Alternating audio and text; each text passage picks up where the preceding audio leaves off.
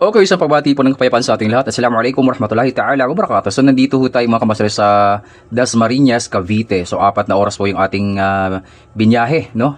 Mayroon po tayo ditong refrigerator ng tatak ay Beko, okay? Ang ituturo ko sa mga oras na ito ay ano nga ba ang sensor value ng Beko. Okay, mga kamaster, sa pagkakataong ito, sana mapulutan ninyo ng konting kaalaman ng ating ibabahaging tutorial sa ating mga kababayan na technician. Okay, magsimula po tayo dito sa socket number 1. Okay, sa socket number 1, may makikita po kayong kulay orange. Bunutin natin.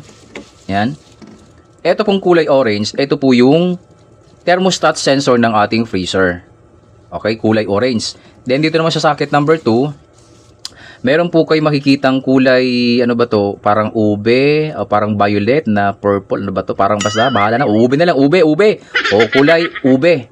Okay, ito naman po ay thermostat sensor ng ating fridge. Okay, paalala ha. Yung socket 1, thermostat sensor ng freezer. Yung socket number 2 ay thermostat sensor naman ng ating fridge. Ay, magsimula na tayo. Huwag na magpatumpik-tumpik pa. O siya, o ito. O, paalala ha. Ito po ay Beko na side by side. Okay, side by side. Tingnan natin. Ayan. Yo, 1.5 kilo ohms mga kamaster. Okay. Paalala ha. Thermostat sensor ng freezer. Okay, dumako naman po tayo sa thermostat sensor naman ng fridge kung ano yung value. Yun. Yun na nadali, pwedeng pakasalan, no? 1.6 kilo ohms mga kamaster. Okay, so eto, thermostat sensor ng freezer at saka thermostat sensor naman ng fridge. Ay, balikan natin dito. Ang isusunod po natin yung defrost sensor naman ng yan sa freezer part. Yan, balikan natin dito.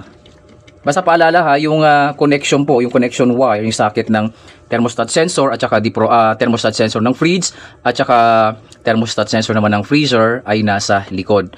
Yung defrost sensor socket ay nandun po sa mismong socket ng freezer mga kamaster. Puntahan po natin dun sa loob. Okay, so nandito na tayo sa nandito na tayo sa freezer part. Yung sinasabi ko sa inyo isang thermostat sensor ng freezer ay nandito ha. Nandito nakalagay sa bandang kaliwa. Yung isa naman ay nandito sa nandun. Yung thermostat sensor ng ating fridge, yung kulay purple. Ayun, okay? So, kuhanan na po natin ng sensor value itong defrost sensor. Ito po yun ha, mga kamasar. Ayan, defrost sensor. Ayan. Yun, 1 hand lang si kamasar. Yun, So, tingnan natin.